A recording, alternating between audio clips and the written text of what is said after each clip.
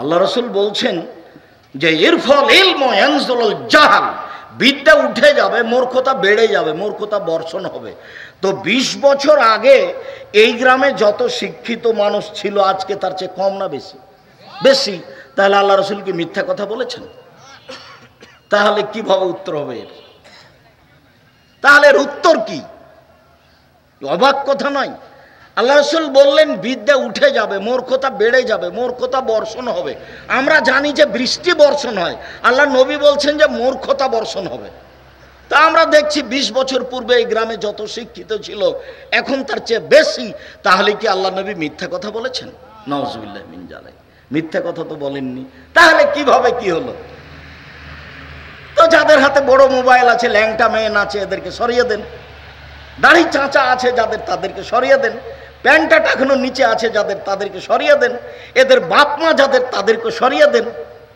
আরো যারা শিরক বেদাত নিয়ে জড়িত, একবারে বাড়িতে শোকেজে নিয়ে, ঘরে নিয়ে, শিক্ষা প্রতিষ্ঠান নিয়ে, এদেরকে শিক্ষা থেকে সরিয়ে দেন। দেখেন তো মূলে কয়জন থাকে? তাহলে হবে? তাহলে তো আল্লাহ রসুলের কথা মিথ্যা হয়ে যাবে। এভাবে বুঝতে হবে, তাহলে বুঝতে হবে ঠিক আছে। আমি তো বললাম আপনাকে যে আমাদের এই বাসেদুপুর ইউনিয়নের একজন বড় শিক্ষিত ছেলে, বড় ডাক্তার, পিজি হাসপাতালের বড় ডাক্তার, 3 লক্ষ টাকা মাসে বেতন। তো বাপের বাড়ি এসেছে, দামি গাড়ি। তা আমরা পাড়ার মানুষ দেখলাম বড় ডাক্তার গাড়ি থেকে নামলো, দাড়ি চাঁচা আছে, টাই গলায় আছে, সিগারেট হাতে আছে, প্যান্টটা টাকানোর নিচে আছে। দেখলাম নামলো এভাবে। কিছুক্ষণ পরে দেখলাম বৌমা গাড়ি থেকে নামলো, হালকা হালকা গায়ে কাপড় আছে। একটু পরে দেখা গেল নাতি পুতিন গাড়ি থেকে নামলো, গায়ে কাপড়ই নেই। দেখা গেল গাড়ির পিছন দিকে কুকুর আছে।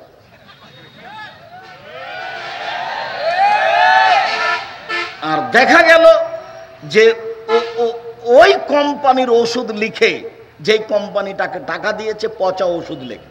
তো ওর বাপ যে ওকে লক্ষ লক্ষ টাকা খরচ করে পড়ালো, তো কি করলো জাতির? এখন আস্ত শয়তান।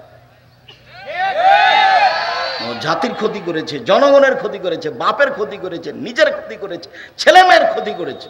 আর রাজুল রাইন ও মাসুলুন রায়াতিহি, বাপ দায়িত্বশীল, দায়িত্ব সম্পর্কে বিচারের মাঠে অক্ষরে অক্ষরে বুঝিয়ে দিতে হবে বাপ কি দায়িত্ব পালন করে। বাপ কি দায়িত্ব পালন করে, কি করেছে, কার নাম দায়িত্বশীল?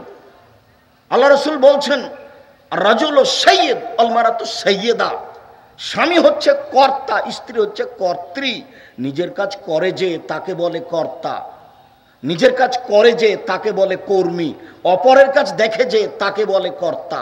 নিজের কাজ করে যে তাকে বলে কর্মী, অপরের কাজ দেখে যে তাকে বলে কর্তা। নিজের কাজ করে যে সে মহিলা কর্মী, অপরের কাজ দেখে যে তাকে বলে কর্ত্রী। আপনার স্ত্রী কি দেখে? আপনার মেয়ে এখন নগ্ন পোশাক পরে আছে, এখন আপনার স্ত্রীও আছে, আপনার মেয়েও আছে, আপনিও আছে। আমাকে কি দেখাতে চাচ্ছেন, কি বুঝাতে চান?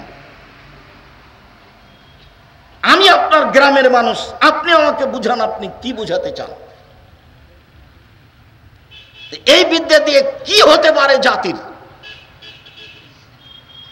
সম্মানিত দিনী ভাই বোন, রাসূল সাল্লাল্লাহু আলাইহি ওয়াসাল্লাম বলেন,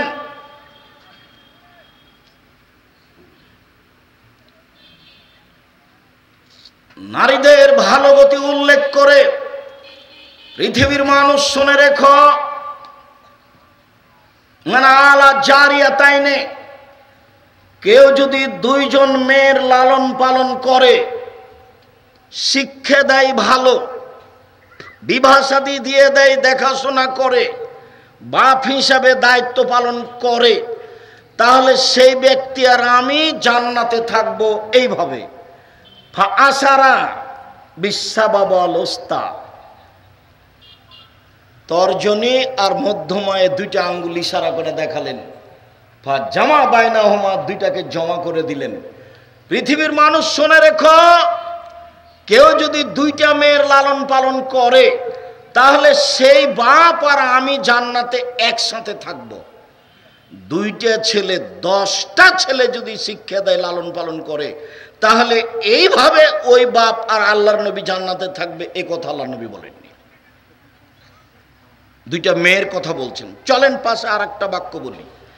রাসূল সাল্লাল্লাহু আলাইহি সাল্লাম বলছেন কাফিরুল ইয়াতীম, যারা ইয়াতীমের লালন পালন করবে, বাপ মারা গেছে সেই ছেলের, আমি আর সেই লোক জান্নাতে এইভাবে থাকবো। তখনও তিনি এই তর্জনী আর মধ্যমা দুইটা আঙ্গুল ইশারা করে দেখালেন, তবে ফাররাকা বাইনাহুমা, দুইটার মধ্যে একটু ফাঁক রাখলেন। কি বুঝলেন বলেন তো? হাদিস তো বুখারী মুসলিম। কেউ যদি এতিমের লালন পালন করে সেই লোক আর মুহাম্মদ সাল্লাল্লাহু আলাইহি সাল্লাম জান্নাতে একসাথে থাকবেন, এই আঙ্গুল দুটি দেখালেন, কিন্তু দুইটার মধ্যে একটু ফাঁক রাখলেন।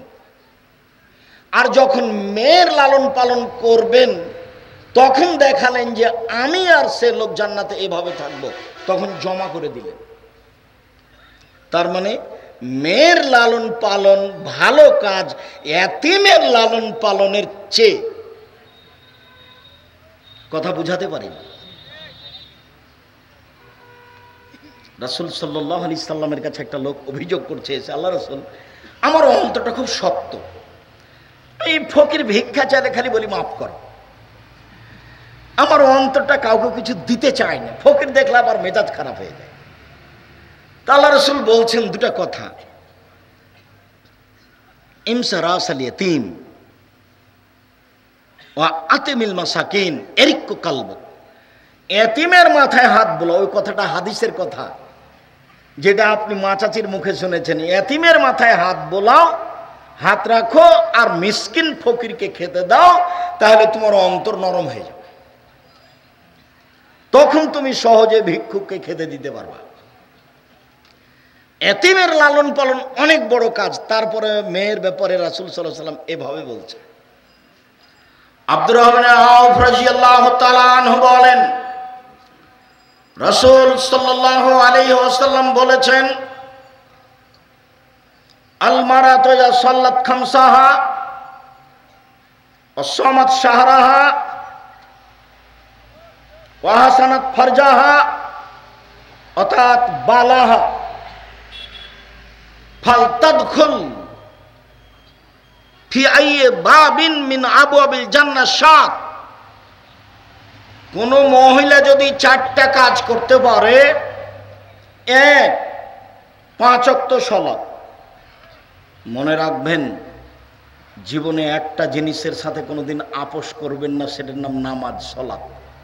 কোনো দিন বলবেন না আচ্ছা কাল থেকে পড়বো, আচ্ছা পরে পড়বো, আচ্ছা দেখি পড়বো ইনশাআল্লাহ, এইরকম জীবনে কোনোদিন আপোষ করবেন না। পৃথিবীতে একটা কাজ এত জরুরি, এত জরুরি, এত জরুরি, মানুষের জীবদ্দশায় পৃথিবীতে এত জরুরি কোনো কাজ নেই।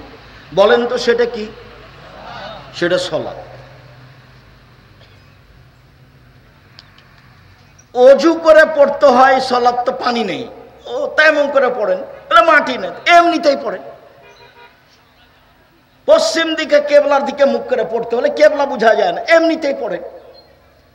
পরিষ্কার কাপড় পরে পড়তে হলে পরিষ্কার কাপড় নাই, যাতে পেশাব পায়খানা লেগে আছে সেটা পরে পড়ে, কোনো কাপড়ই নাই, উলঙ্গ হয়ে পড়েন। আমি দৌড়িয়ে চলে যাচ্ছি, শত্রু পিছন দিকে তাড়া দিয়েছে, ওইভাবেই পড়েন। আমি গাড়িতে উঠে আছি, শিকল ধরে আছি, ঠেলে ঠেল মানে না, বলে এইভাবেই পড়েন।